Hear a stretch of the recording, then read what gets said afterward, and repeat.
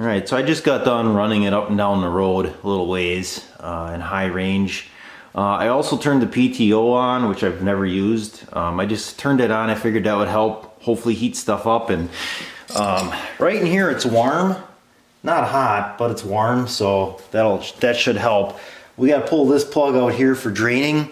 I assumed it was metric, but I don't know. A 15 is too loose, a 14 won't fit, and a 9/16 seemed to fit just fine. There again, it could be my cheap Craftsman wrenches that I have here. Let's see if I can get this dialed in here so we can see a little better. Now, there's going to be 5 gallons that come out of that, so I'm hoping that if I don't, I didn't open up the filler to dipstick, it should be kind of airlocked so it won't come out super quick, or it might glug a little bit, so that way I can stick the plug back in to drain my pan, because that pan, like we said earlier, is probably only 2 gallons at the most. And I have this little standby coffee catch, which isn't going to hold much.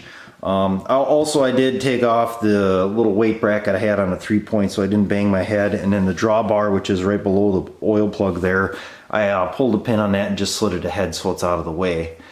So we'll try breaking it loose here and giving it a go. Alright, so I got it loose here. They definitely got some sort of, I don't know if it's a thread seal or if it's like it looks like it could be a thread seal tape. I don't know. I got a thread sealant that I'm going to use. Oh, maybe it is a sealant. It's kind of gunky. Maybe not. That's a tape. I'm using a liquid stuff, so it's definitely sealed up pretty good. And like I said, this should be where that transmission heater thing goes too. So I haven't pulled off any of the filters either, because for the same reason. Figure if we keep it kind of airlocked, we won't have a huge amount of oil come spraying out here. This really makes me kind of nervous because I don't have any backup plan if for some reason I drop this plug. And oh boy, I would assume 5 gallons. There's a decent amount of there's a decent amount of pressure behind that too. Well, I may just hold my hand in there to drain it, because otherwise I think it's probably going to shoot past the pan here.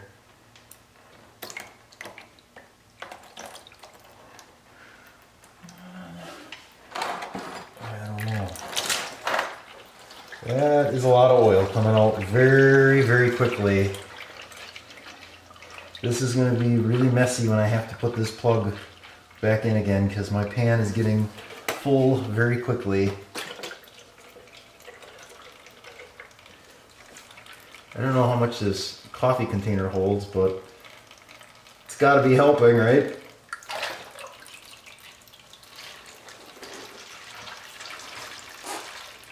Woo! She's getting full. Time to go for it. I'll put that back in. Wow, that oil is actually pretty warm. It's not hot, but warm. Flows pretty good. So that's not too bad. Not too messy. So you don't need to buy a big, expensive, huge pan. Just got to be kind of careful what you do and how you do it, I guess. The other thing too I should note is I turned the heat up in the shop. We're up to almost 70 degrees in here today. Cranked everything up just because everything works better if it's a little bit warm. So, oh, you didn't even see the pan. Let me back this up a little bit. So there you go. That's my first go here. I'm going to dump these and then we'll go second round, see how much more comes out. Alright, so there's where we're at. That jug there is 5 gallons, and that's usually right up to the spout, so that's how much I've taken out so far with the pan and the little Folgers coffee can. And my battery is almost out already, which is amazing that this camera didn't even last through the process. I don't know. So here we go. This is going to be round 2 now. I'm going to take this plug back out again and start filling her up.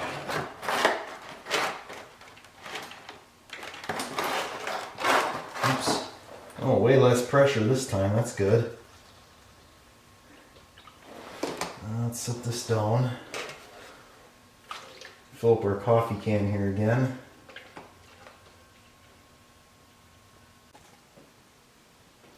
Alright, so I got that's our second round here. I'm gonna charge the camera battery. I'm gonna get everything drained out as much as I can. I'll open up the oil fill and pull the dipstick in the back. I'll show you where that is. So the oil fill is over here. That's gonna be this cap right here. Oh, come on. There you go. And then dipstick's over there. What'd you call me? All right. And then once I get to the filters on the hydraulic part here, or transmission / hydraulic, I'll show you that. But right now I'm gonna get the camera battery charged up and we'll go from there. Okay, so I pulled out the dipstick, and as soon as I did that, it actually ran out much quicker. So there is a little bit of an airlock. So I would suggest leaving it in when you pull that main drain plug out here, right in the center of the screen here. I would definitely leave that in, the dipstick, before you pull that out, because otherwise it will come out super fast, unless you have a 5-gallon catch. But you can see this is where I'm at with this 5 gallons. It's getting pretty full, and there's still some in that other pan I haven't dumped yet. We'll come around to the side here. I just got done loosening up this filter up here. I don't know the exact terms for all these filters or what they all do. I think this one is for, I'm having problems focusing here, transmission. I don't know, I'm making that up. I honestly don't know. But like I said, I just loosened that one up.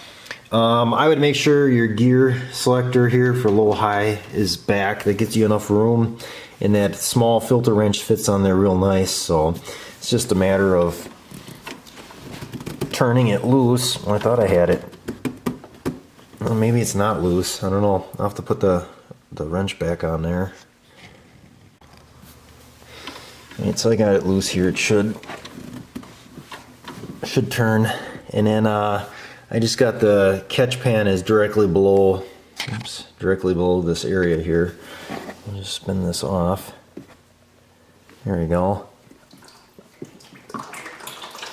Sounds like it's going in the pan, huh? Yeah, that's pretty good. Good deal. It's going all over that line there. And the next filter is actually right where that hose is there. If you can see that. There's a, looks like a radiator hose, but that's actually for the hydraulics. And that other filter that's up in there, that one's going to be your suction filter, I believe. And there should be a screen in there that you pull out and clean as well. I think. Maybe not. Maybe I have to pull something off to get to the suction screen. I'm not sure. But yeah, I'm going to get that filter off, and then we'll put actually we'll pull off both filters here. Alright, so this would be driver's side, right by the rear wheel here. That is your, I believe they call it suction filter. So this linkage that's kind of hanging here, I pulled that off just because I didn't have the right size filter wrench to get on there, so I had to use my channel lock. And in order to get enough room, I just pulled that linkage off for I think it's the brake. Maybe it's the linkage for the differential block, which is on the brake pedal. So I got this somewhat loose here. There we go. I really squashed that filter. Oops. Nothing yet. Nothing yet. Oh, we're getting close. Oh, maybe it's all drained out the bottom. There's got to be some in the filter. It feels like it's heavy. Oh. Only a little bit. Boy, this system holds a lot of oil. That was unreal. I suppose when the main drive is driven by oil, you gotta make sure you have a lot of it.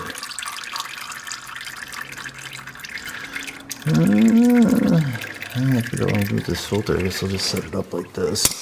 So yeah, this one, trying to get to this stuff isn't as nice, but you definitely don't have to pull the wheel off or anything stupid like that, which is good.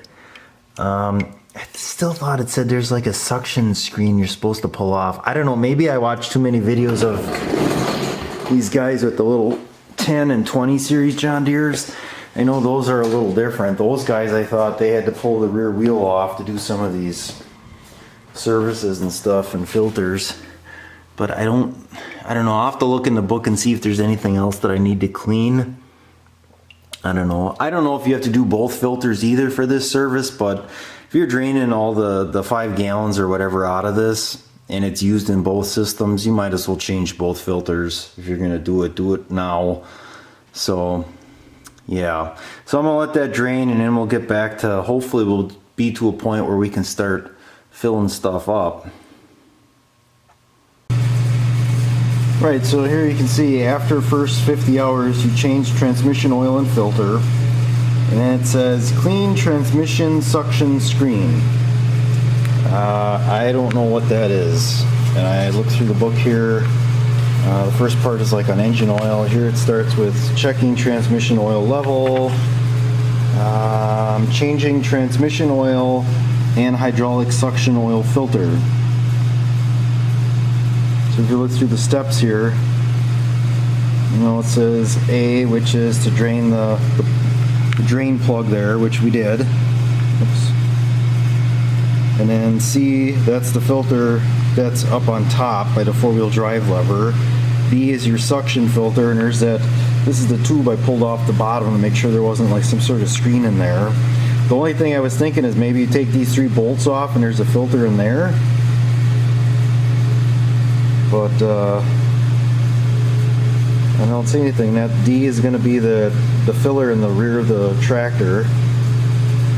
And if we come back over and see, yep, D is the fill cap. The HST filter, that's the one on top. Suction screen or suction filter. So I don't know. I don't know if I'm missing something or if it's just kind of labeled different in the book. But I put the other filter back on. If you come over here. I also lowered the hydraulics in the arms. I don't know if there was any oil in there, if that came out, but that's the one up on top.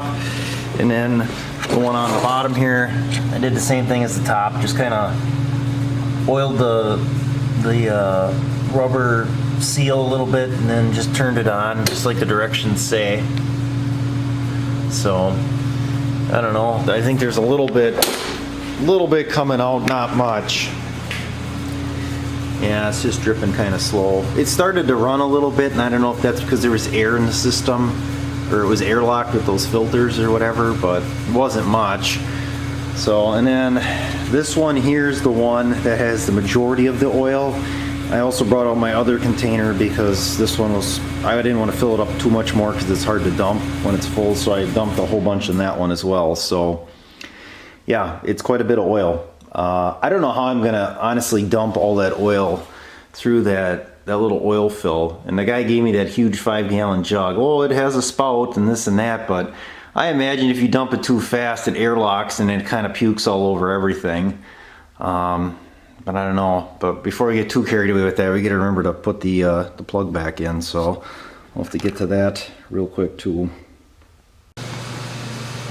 Alright, so to get the remaining of the oil out of the transmission case there, out of the back, I actually jacked up the front and put these blocks, or ramps, underneath the front tires, and that seemed to help, and I left that like that overnight just because I wasn't going to rush this. I got plenty of time.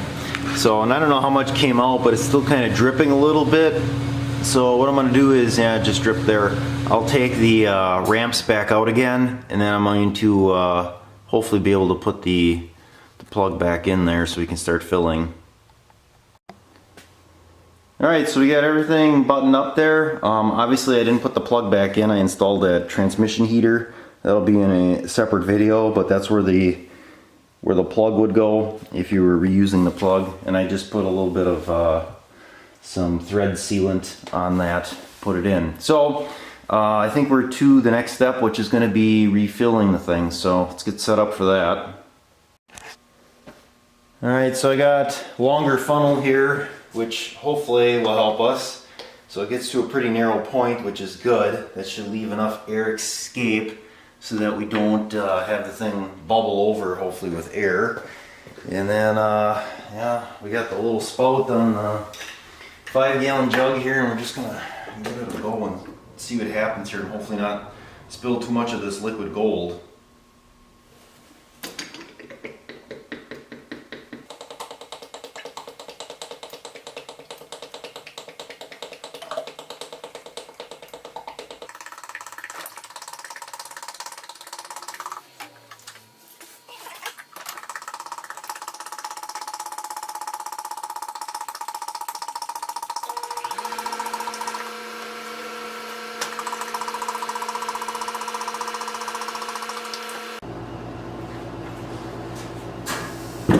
Alright, I'm gonna continue filling it and then we'll come back once we got that whole pail dumped.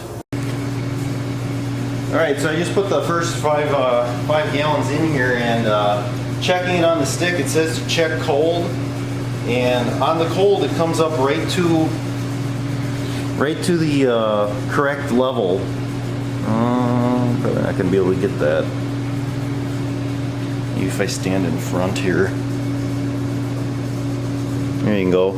So right where it says, right where the mark is right here, that's where it's coming up. Now obviously, once we start it, it's going to lose some fluid because you're going to fill up those filters and the lines and everything else that was kind of dried out. So I think what I'm going to do is just start it, let it run just a little bit, just kind of fill everything up, and then we'll check it again. Probably add those other 2 quarts that we need. Alright, we'll start it up here, see what it sounds like.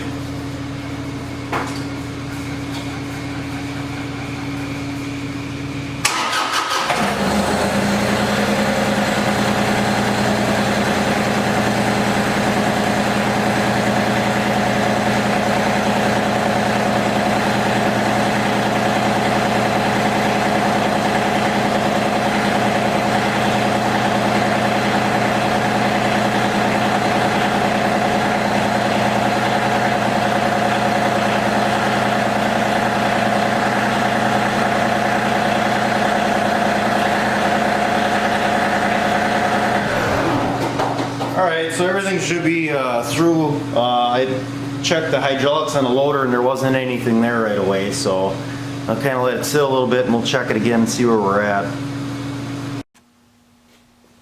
Alright, so at this point I checked the level on the dipstick and it said add, so I'm just adding this entire quart. I'm assuming the add mark is probably a quart for sure. So, and then like I said, it said 5.5. So, I don't know. After you run it a little bit, I suppose you move the hydraulics around and move your 3-point arms up and down, run your PTO, run everything that you got that uses that fluid. It'll probably adjust, and you may have air in the system too, maybe. I don't know. But that's what I would do. So, other than that, that gets us pretty close to done with this portion here with the transmission fill. We got the air filter. I'll show you how to do that. And then tires, we'll do that too yet. Alright, so the air filter, like I said, the filter pack comes with it. Probably don't need it, but I'll show you how to do it anyway. So there's just this little band. I'm going to pull this off. I take it off completely so it doesn't fall off and into the engine. And then there's 2 clips here, one here and one on the back side. At this point, once this is off though, you can kind of pull this up so you can see what you're doing. And you just kind of slide this off. Here's the cover end or whatever. And then, so here's the filter. That's what the filter looks like. So I guess, yeah, it's, I don't know, it's dirty. It's not terrible. Original, 52 hours on it or whatever. If you want to see a comparison, here's what the new one looks like. So obviously the new one's much cleaner, but this filter's got a long ways to go yet. Actually, I don't think you've seen that, do you? No, you don't. Here, let me see here. Let's go like this. Back this up a little bit. There. So that's the filter I took out. This is the new filter. So like I was saying, and then with the new filter, I write the hours and then the month and year on it. So it's just a good way. So if you don't know, this filter I'm going to keep. I'm not throwing it away because I don't know, maybe I'll put it on. Maybe I won't, but I don't think it's that bad. But then again, it's not that expensive either. I think that filter was only like 16 bucks. And then if we come around to the side here, there's an inner filter as well. That doesn't come with the kit. It almost feels like there's some oil on there too. That one, I don't know. I think the book says you just kind of check it and maintain it. Doesn't say anything about specific intervals. So, and if you're to this point where you're doing the air filter, you might as well blow out your radiator at this point. since you're there, and I don't know if you can see it, I can get down there, right down in there. A bunch of, oh, there it is. Oh, nope. Well, there's a bunch of leaves and stuff at the bottom of the radiator there. And you can see too, both these coolers here kind of look like they're kind of dusty.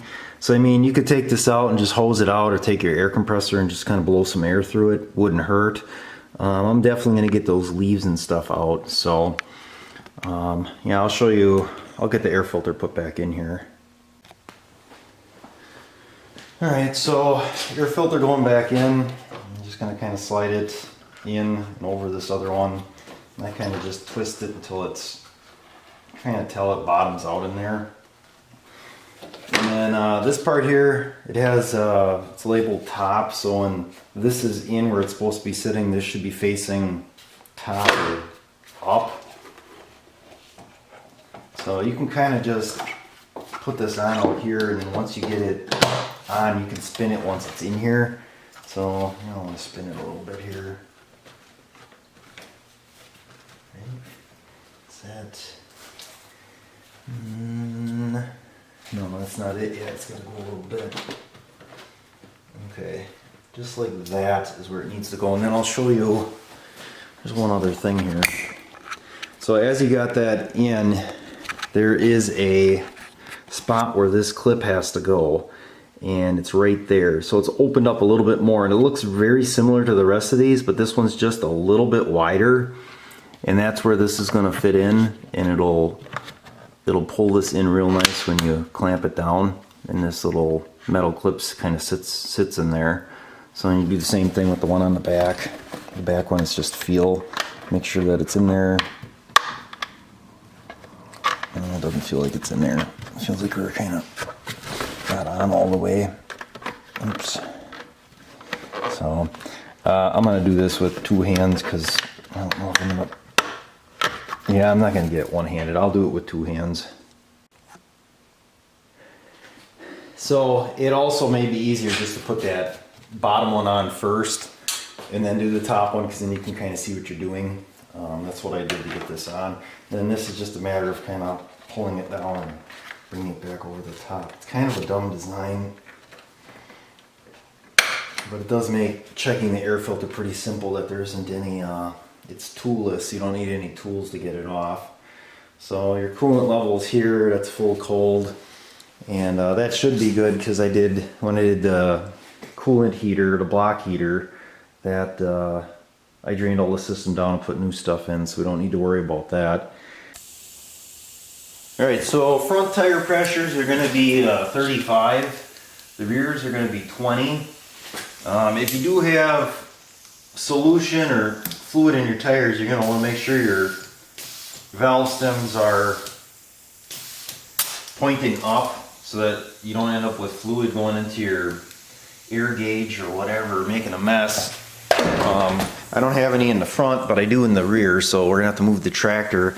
Also, the fronts were at 40 or close to 40, so I topped them off at 40. I figured that must have been what the dealership did. It doesn't say in the book if 35 is for the tractor by itself or 35 with the loader. It may be different, that if you put a loader on, you need to bump up the front tires a little bit. So I don't know, I just put 40 in them. I figured that should be fine. And then, like I said, with the backs here, where you got the valve stem like that, if I would open that up or try to put that air chuck in there, you're going to have a mess, because those tires are loaded with rim guard.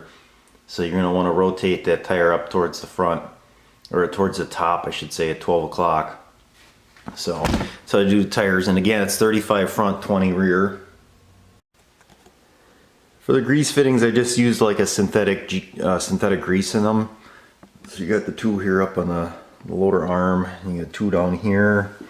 There's two towards the bottom where the a bucket attaches, and then underneath the machine, you got one in front and one in back where this drive shaft comes in. It's on the other side.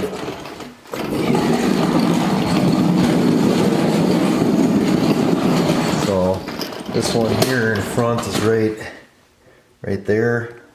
I can't see if you can see that or not. It's right there, and then on the same side behind the axle, you got one right there. You can see it's all pumped full of grease. So, and I don't think there's anything else. All these like linkages and stuff, you could probably hit that with like a light lubricant. I don't know, they don't look terrible. They don't look like they're rusted. If you do that, you may end up with dirt and stuff. So, I'll slide my drawbar back so it's out of the way. And then there is one more grease fitting in the back, and it's just on your 3-point arm. That's again not super important because it should be okay. And then also, since I've run the tractor, I've put all the oil in I have now. So I dumped in the whole 5 gallons and the 2 quarts because it was still low after I ran the loader, and I actually moved the machine front and back. So yeah, so I think that should complete everything here. Should be our full complete 50-hour maintenance. I'll probably shoot one more video before it goes back out to the woods just to make sure I got everything back together again and it looks good. Tell you right now, it would be a great time to get some wheel weights on the back of this machine. That would just, it's here, it's in the shop where it's warm. Oh man, I should just go ahead and order those. I don't know. So, all right, that's gonna be it for now. So that's your 50-hour part 2 service for your John Deere 3025e.